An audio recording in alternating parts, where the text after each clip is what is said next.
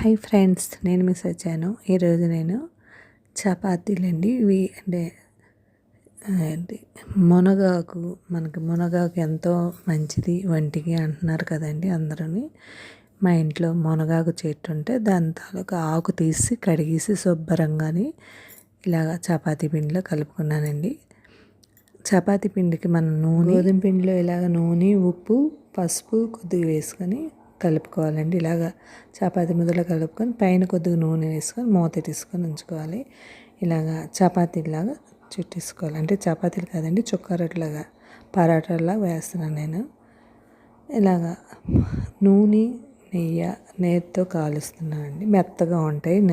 నెయ్యి వేస్తే, నూనె నెయ్యి కలిపింది వేస్తే మెత్తగా ఉంటాయి, కొద్దిగా టేస్ట్గా కూడా ఉంటాయి పరాటాలు. ఎప్పుడుని పరాటాకే కాదు, చపాతీలకు కూడా బాగుంటుంది. ఇలా నూనె నెయ్యి కలిపితే మనం అచ్చంగా నెయ్యి అయితే బాగా మెత్తగా ఉంటాయండి. అందుకని కొద్దిగా నూనె నెయ్యి కలుపుతాను నేను. మేము ఇలా చేసుకుంటామండి. కానీ మునగాకు వేసాక చాలా బాగుందండి. టేస్ట్ కూడా బాగుంది. ఆరోగ్యానికి కూడా మంచిది అంటున్నారు కదా, శరీరానికి ఎంతో ఔషధ గుణాలు ఉంటాయి అంటారు కదండి. అందుకని నేను ఇలా మునగాకు చేశానండి. ఇంతకుముందు మునగాకు పొడి చేశాను. మునగాడు ఎంతో టేస్ట్ అయిన చపాతీలు రెడీ అయిపోయాయి. మీరు ట్రై చేయండి. Thank you.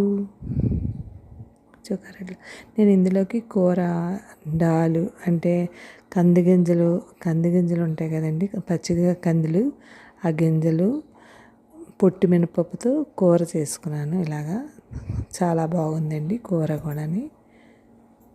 మీరు ట్రై చేయండి. Thank you.